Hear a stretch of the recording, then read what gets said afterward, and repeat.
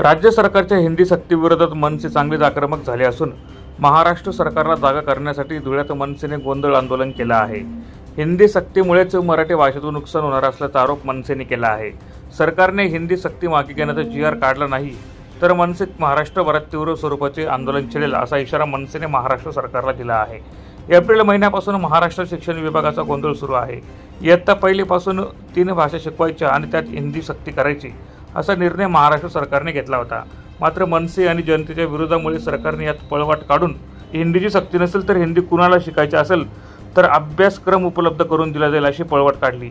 मात्र मुळात लहान मुलांवर हिंदी भाषा का लादली जाते असा संतप्त सवाल उपस्थित करत हिंदी भाषा मागे घेण्याचा सरकारने तात्काळ जी.आर. काढावा, अन्यथा महाराष्ट्रभरात मनसेकडून तीव्र स्वरूपात आंदोलन छेडण्यात जाईल असा इशारा मनसेने दिला आहे।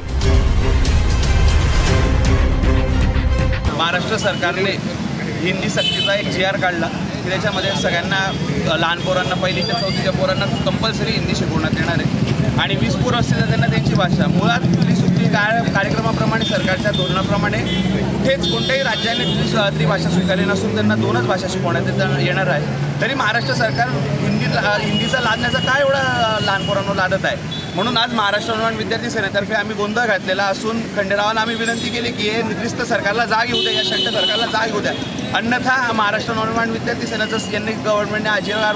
मागे घेतला नाही आणि नवीन जी.आर. काढला नाही तर महाराष्ट्र नवनिर्माण विद्यार्थी सेना पूर्ण महाराष्ट्रावर जोरदार तीव्र स्वरूपाचे आंदोलन केल्याशिवाय राहणार नाही। धन्यवाद। जय महाराष्ट्र। या प्रसंगी मनसेचे ॲडव्होकेट प्रसाद देशमुख, हर्षल परदेशी, गौरव गीते, यश शर्मा, संकेत सोनार, ओमकार सोनार, देवेन ढोले, गोपाल सोनार, ऋषिकेश कानकाटे, रुपेश सोनार, संकेत पटेल, गणेश पाटील, राज पाटील, रोहित वाघ, अमोल पाटील आदी पदाधिकारी यावेळी मोठ्या संख्येने उपस्थित होते। प्रतिनिधी रूपक बिरारी, माझा महाराष्ट्र न्यूज, धुळे।